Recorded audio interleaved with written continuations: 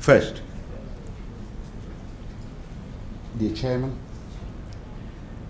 Venerable Bhikkhus, revered masters of the Indian traditions, the Excellencies, ladies and gentlemen, I'm going to try an experiment now. You see, I was supposed to speak for 20 minutes, it got reduced to 15, now it's 10. I have no problems with that. So I will, in some senses, talk about the paper you have. But I'll try an experiment. Is there some kind of a mic which I can use to move around? No? All right. Today we have people. I feel sorry Chinese are not here. Japanese, Cambodia, Mongolia, and so on. Let me begin by addressing them. It's about 1,500 to 2,000 years ago.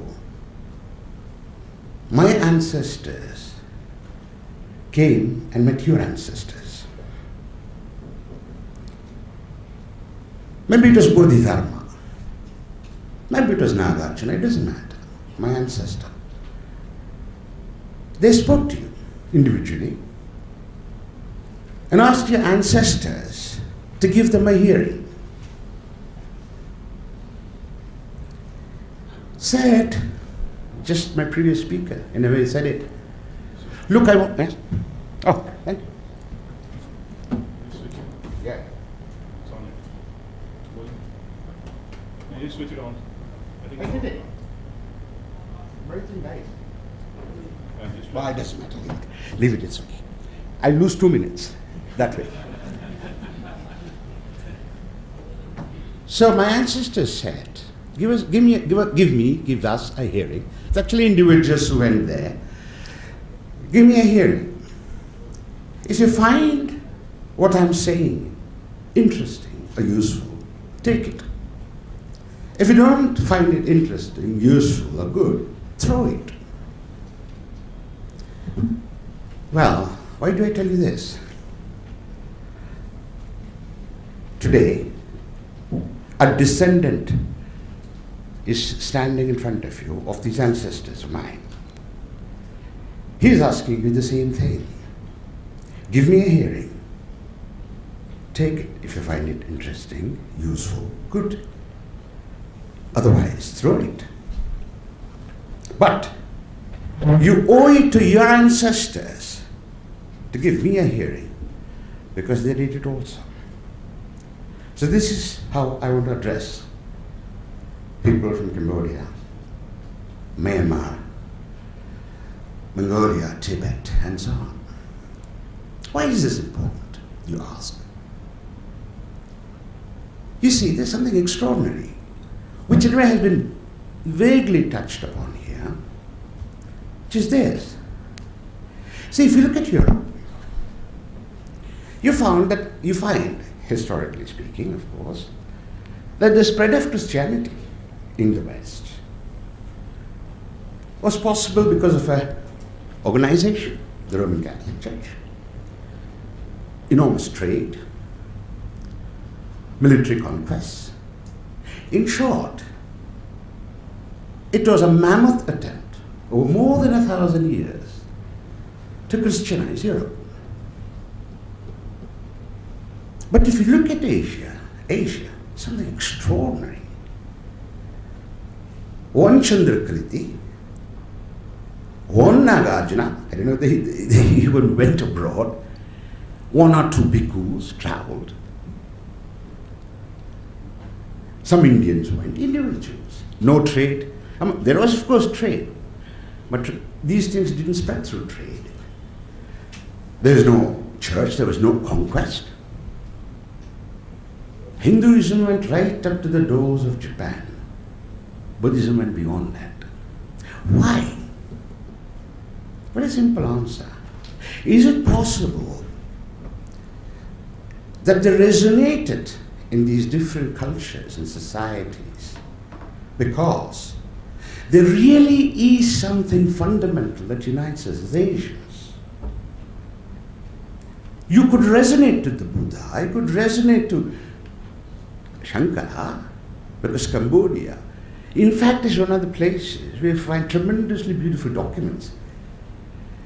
If they were not destroyed, either by the French or the Khmer Rouge.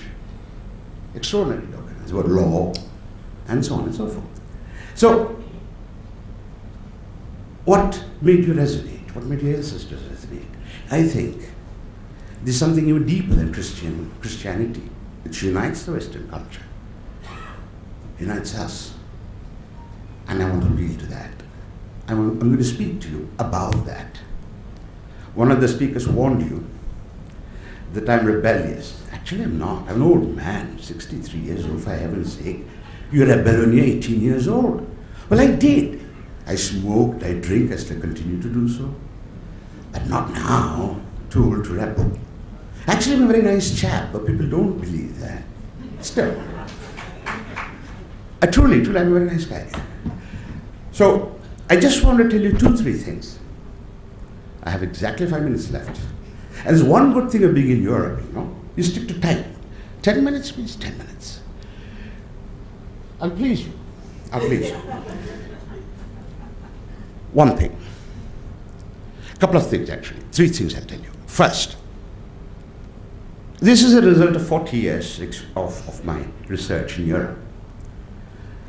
And my research, I'll just tell you the theme, is to describe Western culture against the background of Indian culture. That is, that's how I started. It's become Asian by now. How does the Western culture appear to us? We know how it appears to us. We have the Pelican books and Penguin books about Reformation, about Enlightenment, about Renaissance. There was this glorious Newton, there was the inglorious Karl Marx. Fine. We see, this is the propaganda department of the Western culture, which has told us a story. And unfortunately, all of us repeat it, mimic it, mindlessly. I discovered we don't know Europe at all. And then discovered something even stranger when doing my research. I didn't know India either. Because what I learned about India, what we're teaching in our universities, what Japanese are doing, Chinese are doing, there's no difference. But I speak only about India so that my Japanese friends don't get insulted. Because there's no problem insulting Indians. I mean, they'll insult me back. But you're the guests here, so I won't insult you. So what we do in India, that's why I only speak about India, but please it refers the undertext, subtext is Europe, is Asia. We reproduce European stories. No, nothing wrong with it, you say. Look, we also reproduce their physics, chemistry, mathematics, technology, and so on. Absolutely true. I have nothing against the Europeans. I mean, my wife is a European, my children are Europeans, my students are Europeans. I have nothing against them. But the thing is this. The secular theories of today, secular meaning science, so-called scientific theories, be it in political science, be it in sociology, be it in law, they are secularizations of Christianity. That is to say, I was listening to all of you rather carefully too. Let me tell you something very true. All of you are Christians. Did you know that? Which means one good thing, your souls are saved. Truly. I mean, I'm not one. I'll never become one. I have a very, very special seat, hot seat reserved in the hell, I'm told. Fine. No problems with that. But you're all Christians. You ask why? I have exactly 2 minutes.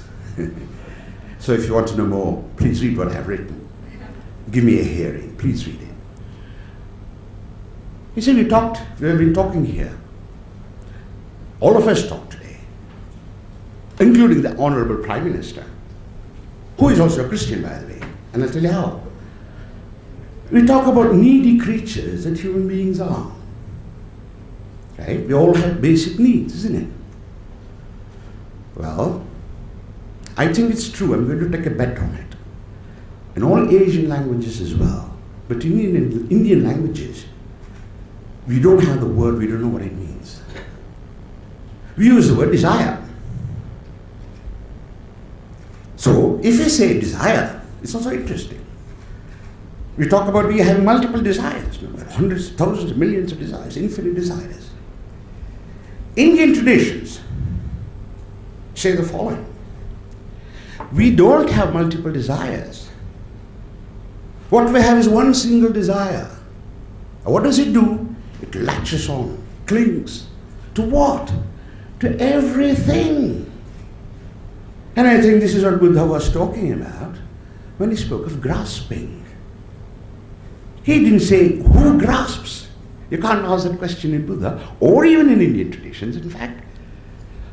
Grasping, he said, is a problem. What is it? Desire attaching itself. Now to Galaxy S6 Edge. Tomorrow morning, Meizu telephones, or even OnePlus 2, for which you have to be invited if you want to buy the phone. But one good thing about the Chinese, they are like Indians. They sell everything in black market. I bought it in Europe, black market.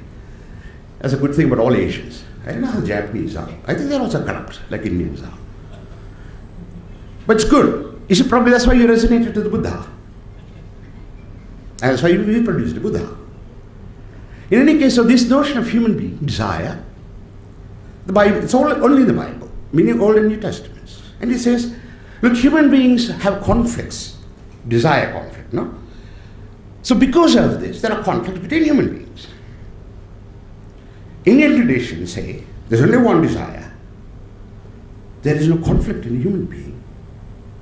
Therefore, there is no conflict between human beings. It's not possible. If there is, it's because you're ignorant about the nature of desire, about who you are.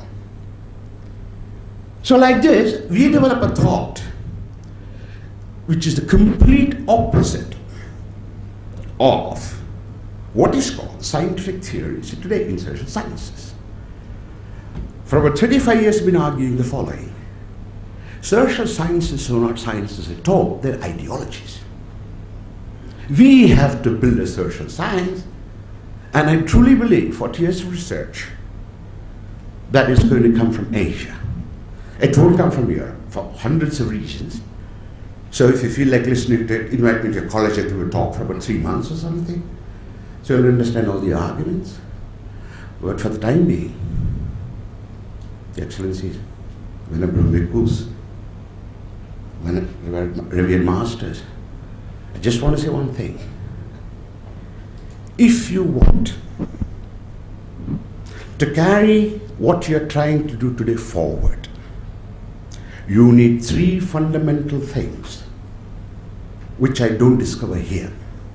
1, you must know the Western culture well. If you don't, keep quiet. 2nd, don't reproduce Buddha or Shankara or Brahmasutra Bhashya here.